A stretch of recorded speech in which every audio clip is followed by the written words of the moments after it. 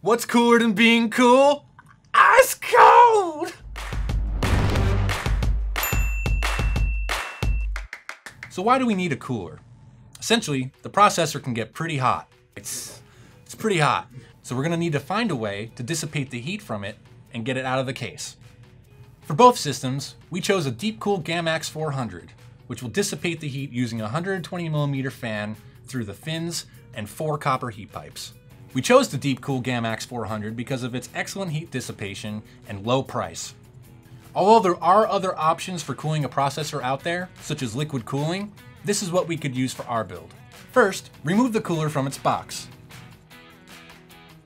For both of our systems, we remove the fans from the heat sinks because we'll be adding our own later down the line.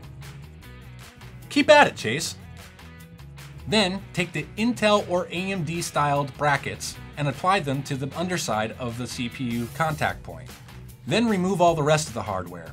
For the AMD socket, you'll need the AMD specific brackets. For Intel, you'll need the Intel specific brackets. Screw the brackets to the underside of the CPU contact plate.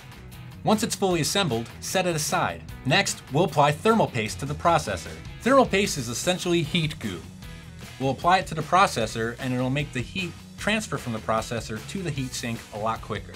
We decided to use Arctic Silver 5, a popular thermal compound that provides excellent heat dissipation. Once the thermal paste is applied, lower the heatsink down onto the processor with the fan facing the membrane. For Chase's Intel socket, there are 4 push-button posts that need to be lined up and then apply pressure on each corner. For Ruby's AMD-based system, there are 2 hooks on either side of the mounting bracket. You need to hook one of them and then apply pressure to the other side to be able to get it to latch. We're not going to install the CPU fan right now. We'll hold off until later when we install case fans.